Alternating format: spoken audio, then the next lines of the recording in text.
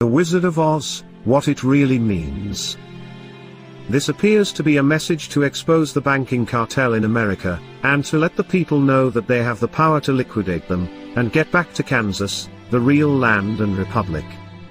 The Wizard of Oz, written by L. Frank Baum, is not just a mere story. What is Oz a symbol for? Ounces. What is measured in ounces? Gold. What is the yellow brick road? Bricks or ingot bars of gold. The character known as the straw man represents that fictitious, all caps, legal fiction, a person the federal US government created with the same spelling as your birth name. Remember what the straw man wanted from the Wizard of Oz? A brain? No juristic person, legal fiction, paper corporation has a brain because he or she has no breath of life. What did the straw man get in place of a brain? A certificate, a birth certificate for a new legal creation. He was proud of his new legal status, and all the other legalisms he was granted. Now he becomes the epitome of the brainless sack of straw who was given a certificate in place of a grain of common sense. Now, what about the Tin Man? Does taxpayer identification number, TIN, bring anything to mind? The poor Tin Man just stood there, mindlessly doing his work until his body, literally seized up and stopped functioning. He worked himself to death, because he had no heart or soul. He's the heartless and emotionless creature, robotically carrying out his daily task as though he were already dead. He's the ox pulling the plow and the mule toiling under the yoke.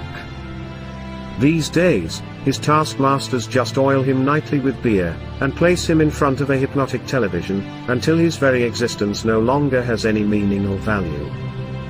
His masters keep him cold on the outside, and heartless on the inside, in order to control any emotion or feeling that might arise. The Cowardly Lion was always too frightened to stand up for himself. Of course, he was a bully and a big mouth when it came to picking on those smaller than him. Have you ever noticed how bullies are really the biggest cowards? They act as though they have great courage but, in reality, have none at all. They roar, but with no teeth of authority to back them up. When push came to shove, the Cowardly Lion always buckled, and whimpered when anyone of any size or stature challenged him.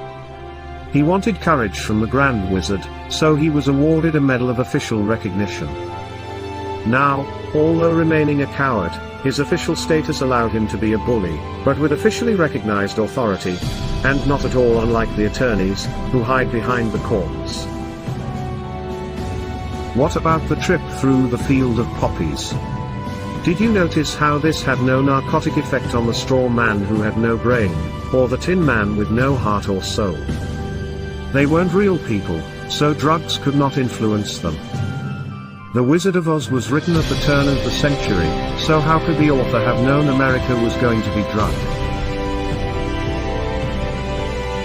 The Crown has been playing the drug cartel game for centuries. Just look up the history of Hong Kong and the Opium Wars.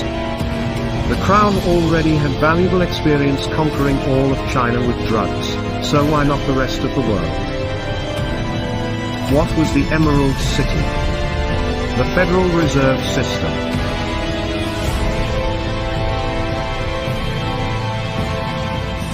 Who finally exposed Wizard for what he really was. Toto, the cute and somewhat annoying little dog. Toto means in total, or altogether in Latin. What was it that the witch wanted after she alleged that the little dog had bitten her? Toto. Or everything. Notice how Toto was not scared of the great wizard's theatrics, yet he was so small in size, compared to the wizard, that no one seemed to notice him.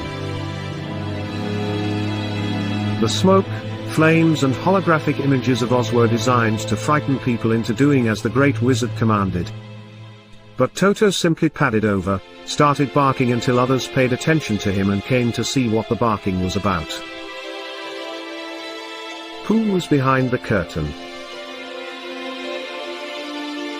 Just an ordinary person controlling the levers that created the illusion of the great wizard's power and authority. When Toto pulled back the curtain and completely exposed him, the charade was at an end. The veil hiding the corporate legal fiction and its false courts was removed. The wizard's game was up, and what was he after all? A con man, a fraud. We can see, in this tale, just how loud the bark from a little dog can be.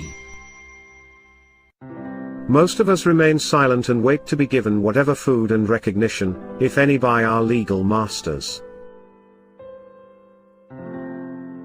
Let us not forget those flying monkeys, what perfect mythical creatures to represent the Bar Association attorneys, who attack and control the little people for the great crown wizard, the powerful and grand bankers of Oz.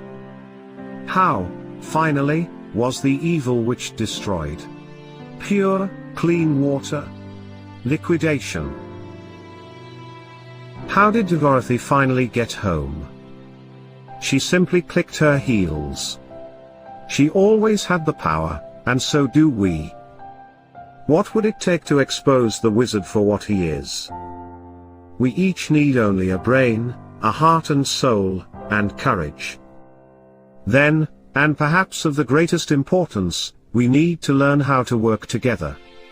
Only by working together, can we have the freedom that was given to us all, under the law of God.